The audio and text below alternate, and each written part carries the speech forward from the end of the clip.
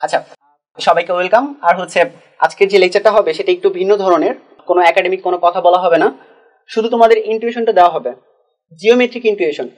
তোমরাই হয়তো বা এই ম্যাট্রিক্সের অঙ্ক করছো, এবং যারা করে থাকোনি আমাদের অন্যরকম পাঠশালায় অনেক সুন্দর বা ফ্যান্টাস্টিক একটা ভিডিও আছে, তোমরা ওই লেকচারটা দেখবা। আশা করবো তারপরে তোমরা এই সিরিজটা দেখবা, তাহলে তোমাদের আসলে উপকার হবে। কারণ এখানে আমি কোনো কথা বলবো না যেটা তুমি নর্মালি বইতে লেখা আছে, বাট বইয়ের যে ইনটিউশন গুলো ছিল সেটা অনেক বইতে কোনো ব্যাখ্যাই দেওয়া ছিল না, শুধুমাত্র সেই ব্যাখ্যাগুলোই দেওয়া হয়েছে। ক্লিয়ার? তো এইটা শুরু করার আগে তোমরা জাস্ট একটু ম্যাট্রিক্স নিয়ে বইটা একটু ঘাটাঘাটি করবা, তারপরে অনেক ধরনের কোশ্চেন সম্মুখীন হবা, তারপরে তোমরা এই লেকচারটা দেখবা। এখন আমরা কথা বলবো ভেক্টর নিয়ে। ওকে, আচ্ছা, আমরা ভেক্টর বলতে কি বুঝি? নর্মাল যেটা বোঝাই আর কি, যে অ্যারো। আচ্ছা, এখন দুইটা জিনিস কনফার্মলি জানতে হবে, সেটা ভেক্টরের ফার্স্ট ম্যাথমেটিশিয়ানরা কি চোখে দেখে, ভেক্টর ফিজিশিয়ানরা কি চোখে দেখে। আমরা ফার্স্টেই ধরো একটা কোঅর্ডিনেট সিস্টেম অঙ্কন করব। ধরলাম এটা এক্স অক্ষ, ওকে, এটা ওয়াই অক্ষ। ম্যাথমেটিশিয়ানদের মধ্যে ভেক্টর বলতে বোঝানো হয় এই কোঅর্ডিনেটের যে মূলবিন্দুটা আছে সমস্ত কিছু এখান থেকে স্টার্ট হবে, এটা একটা ভেক্টর। আচ্ছা, এটা কিন্তু একটা ভেক্টর। আমি যদি তোমাকে বলতাম যে এই সেম একটা ভেক্টর আমি সমান্তরালে এখানে অঙ্কন করলাম, তুমি আমাকে কি বলবা? এরা দুইটা কি সেম ভেক্টর?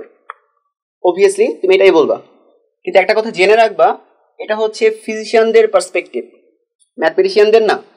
ফিজিশিয়ানদের মতে যে কোনো একটা ভেক্টরকে সমান্তরালে যদি কোথাও ট্রান্সফার করো তুমি, তাহলে সেম ভেক্টর হয়। কিন্তু ম্যাথমেটিশিয়ানদের পার্সপেক্টিভটা কি? যে ম্যাথমেটিশিয়ানদের সবসময় একটা কথা মাথায় রাখতে হয়, কোঅর্ডিনেটের যে সেন্টারটা আছে সেই সেন্টার থেকে শুরু হয় ভেক্টরটা। এটা মনে থাকবে? ওকে, ক্লিয়ার।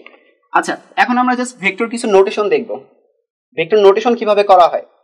সাপোজ তুমি বললা যে এই ভেক্টরটা কোথায় আছে, এটা 1, এটা 2, এটা ধরো 1, এটা 2। আচ্ছা, এই পয়েন্টটাকে কি বলতেছি আমরা? এই পয়েন্টটাকে আমরা বলবো 2, 2। রিমেম্বার, আমি এখানে ফার্স্ট ব্র্যাকেট সাইনটা দিছি, কথাটা ক্লিয়ার? আচ্ছা, কিন্তু যে এই ভেক্টরটা কিভাবে রিপ্রেজেন্ট করা হয়, এই ভেক্টরটা বোঝানো হয় এইভাবে 2, 2। ভেক্টর বোঝানোর জন্য আমি থার্ড ব্র্যাকেট ইউজ করছি, আর পয়েন্ট বোঝানোর জন্য ফার্স্ট ব্র্যাকেট ইউজ করছি। এই কথাটা মনে রাখতে হবে। ভেক্টর শুধুমাত্র এই একটা মাত্র সাইন না, আর অনেকগুলো সাইন দ্বারা রিপ্রেজেন্ট করা হয়।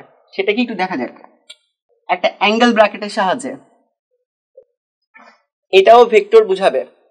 এরপরে আর একটা সাইন তোমরা ছোটবেলা থেকেই করে আসছো, সেটা কি ছিল? 2i plus 2j। আইটা কি ছিল? এক্স অক্ষের একক, ওকে। আচ্ছা, যেটা কি ছিল?